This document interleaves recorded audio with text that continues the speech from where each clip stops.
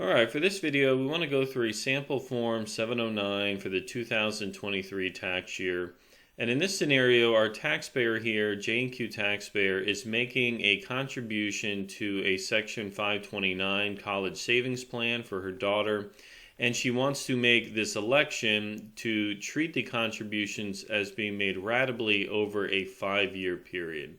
So we'll go through the 709, how that election works.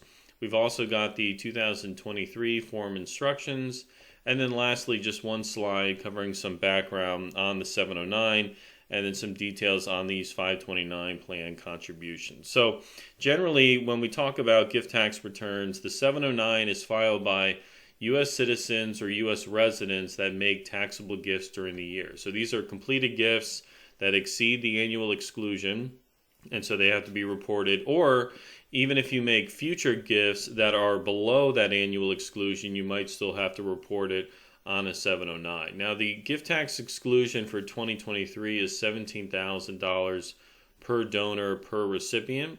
It goes up to $18,000 in 2024, and it was previously $16,000 in 2022. So why does this come up when we talk about 529 plans? Well, a bit of background on 529 plans. So Section 529 plans are opened to save money for a beneficiary's education. So they're often funded by parents or grandparents, and the funds that go into these accounts grow tax deferred, so they're invested. There's no tax owed on the investments, and then ultimately if the amounts are withdrawn to pay for education expenses, the money comes out tax-free and there's no income inclusion. All right. Now, there's no annual contribution limits on how much you can put into these accounts, but there are certain aggregate limits that apply on a state-by-state basis. So, for example, Florida will allow you to put up to $418,000 into an account for one beneficiary. Georgia allows for a maximum of $235,000, and all the other states are, within their range or around there. So there's no annual limit, but there is a total aggregate limit that applies to these accounts. Now, the reason this becomes problematic sometimes is contributions to 529 plans are considered completed gifts for federal tax purposes. So if you put money to the account, it is considered a gift. And if you put enough money in during the year and the contribution exceeds the annual exclusion per donor per beneficiary, that is a completed gift that is required to be reported on a 709, right? Now, there is an election available, and this is unique to 529 plans. Under 529 C2B, you can put a sum of money into the account during the year, and then you can make an election to treat it as if it's being made over a 5-year period. So if you put in $100,000 in a year, you can make an election to just treat it as if you're putting $20,000 in for each year for the next 5-year period. So this election will help you get underneath that annual exclusion if you've exceeded it. So we'll have a look at this taxpayer's fact pattern here. So we have Jane, single filing taxpayer, not married, and she has a daughter, Sarah, who's age 15 in 2023. Now in 2023, Jane puts $25,000 into a Section 529 plan, and Sarah is the named beneficiary. Now, Sarah's a non-skip person, right? So this is Jane's daughter, so we don't have any GST issues. The $25,000 gift exceeds that $17,000 annual exclusion. So this is a reportable gift. Now, rather than recognize an $8,000 taxable gift and use it against her lifetime exclusion, Jane decides that she's going to recognize the transfer ratably over this 5-year period by making that election. Now, she has filed 709s in the past. She's done it for 2020 through 2022, but there were no reportable gifts. Okay, so some things that are not in this is not, because Jane's not married and she's not a surviving spouse, there's no DSU issues, and we don't have any GST issues because this amount is going to Sarah, who's a non-skip person, and it's not a future interest, it's a present interest gift. So let's have a look at the return and we'll see how all this pulls together. So we've got Jane, taxpayer's name and information at the top here. Jane's social security number, she is a legal resident of Sarasota County, Florida, and she is a U.S. citizen. Now lines 8 are blank because Jane is not deceased, right? She is still alive. And she did not file an extension for her personal return or 709 yet. She's just doing everything before April 15th. Now, line 10, the number of donees that is listed on Schedule A. We just have one gift for the year, and that's to Sarah as the beneficiary of that 529 plan. Line 11A, we've answered yes because Jane has filed 709s in the past, and so we'll see that reported on Schedule B. And 11B, no, our address hasn't changed since we last filed. 12 is no, we're not doing any gift splitting. So we skip down to question 19. We don't have any DSU amounts. And line 20, we are not reporting any gifts or transfers of digital assets or any kind of financial interest in digital assets. Now, in part 2 here on line 1, Schedule A is where we would report any taxable gifts that occurred during the period. Now, the reason this is blank is because even though we exceeded that annual exclusion, we're making this election, so now we're going to be below the annual exclusion. So let's have a look at Schedule A and see how this gets pulled together. So Schedule A comprises a couple of parts. So part 1 is where we report any gifts that are just subject to the federal gift tax. Part 2 are direct skips that have both a federal gift tax and a GST issue. And then lastly, in part 3, we have the indirect skips or other transfers to trusts.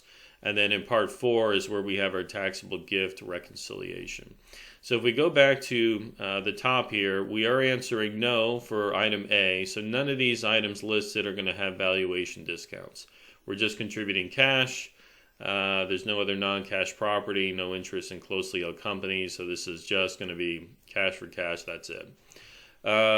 Item B is marked yes, right? Because we are going to be electing under 529 C2B to treat contributions made this year to a qualified tuition program as being made ratably over a 5-year period. All right. So in part 1, we are listing a C attached statement, right? Because we have more information than we can fit in this section, and so it's recommended that you just put everything on an attached statement, C attached statement, and there the IRS can follow the work that you're doing with the return. So if we go down to the C attached statement, this is our Schedule A Part 1 details. So we have the donee, so the recipient of this gift is Sarah Taxpayer. Her relationship to the donor, she is her daughter, and then we've got her mailing address there. Now, the total contribution was $25,000. So the basis here, $25,000 is the cash basis to the donor. So that's the amount that Jane contributed in cash. The date of the contribution here, because this is an election for that 529 plan, you don't have to be precise about the date that it was contributed. So you can just put the year and then in subsequent filings do the same. The value here, we are only taking a 20%, right? Because we're breaking this up over a 5-year period. So $25,000 divided by 5 means we have a $5,000 inclusion for the current period and then $5,000 for each of the next 4 years. Now in the description here, we highlight what we're doing, right? So the donor gifted $25,000 to a qualified tuition program, Section 529 plan, for the benefit of Sarah Taxpayer, her daughter. The donor makes an election under 529 C2B to treat the gift as having been made ratably over a 5-year period. 1/5 or 20% of the total contribution is $5,000, and it's included as a net transfer for tax year 2023. So we've got the $5,000 inclusion. There's no split here because we're not filing a split return with the spouse.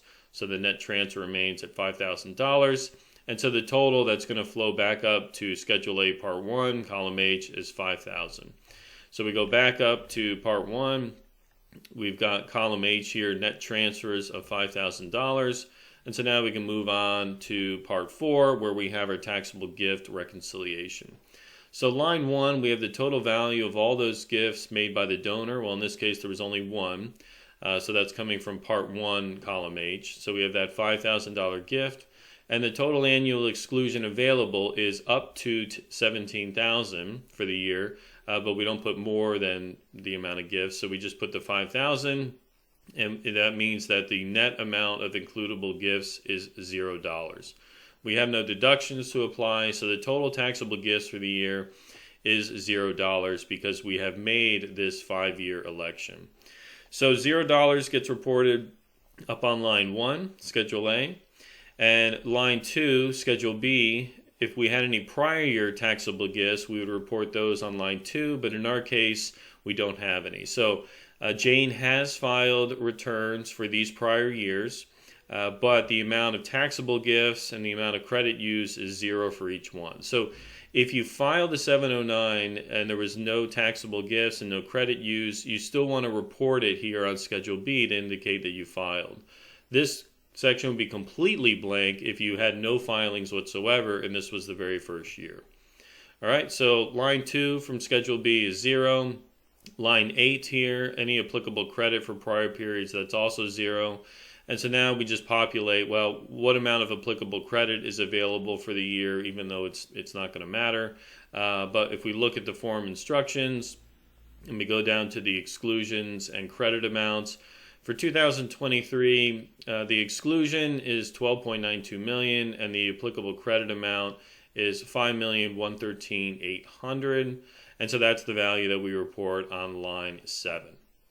All right, and so ultimately at the end of the day, no tax owed, but it's important to remember that even though there's no tax owed, this was still a required filing. There was a taxable gift made during the year, and ultimately we had no taxes owed because they made that Section 529 election to have the contributions basically recorded ratably over a 5-year period.